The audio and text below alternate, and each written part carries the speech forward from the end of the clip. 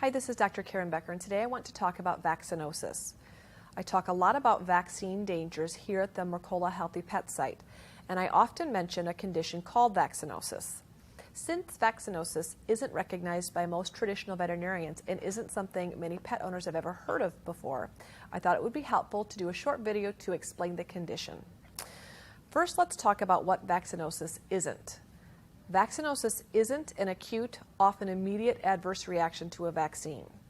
Adverse events, whether mild, such as lethargy, flu-like symptoms, etc., or severe, such as anaphylactic shock, that are clearly linked to a recent vaccination are widely acknowledged by the traditional veterinary community.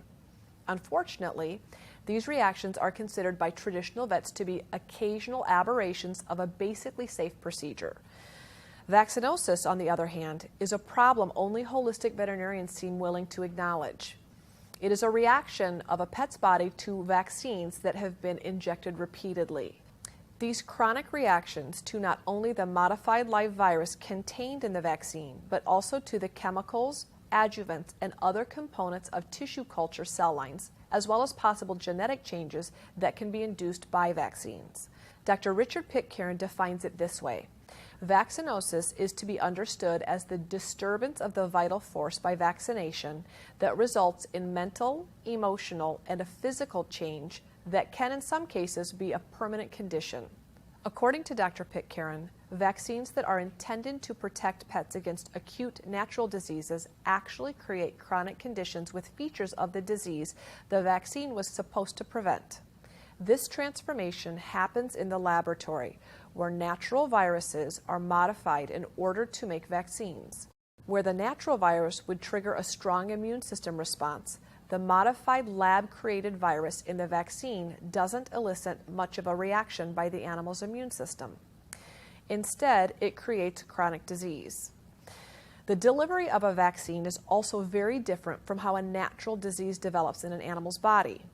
Vaccines contain a number of toxic substances, including viruses, mutated bacteria, immune irritants, foreign proteins, and chemical preservatives. All of these toxins are delivered by injection directly into the blood and lymph, bypassing the usual first line of defenses of the skin, mucous membrane, saliva, and so forth.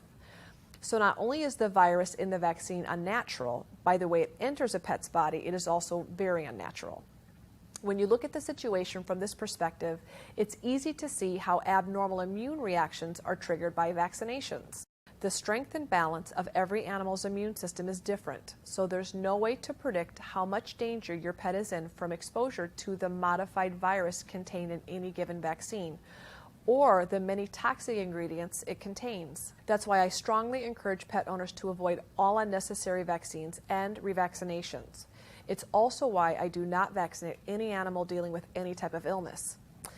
Common vaccine reaction symptoms include lethargy, hair loss, hair color change at the injection site, fever, soreness, stiffness, a lack of appetite, conjunctivitis, sneezing, oral ulcers.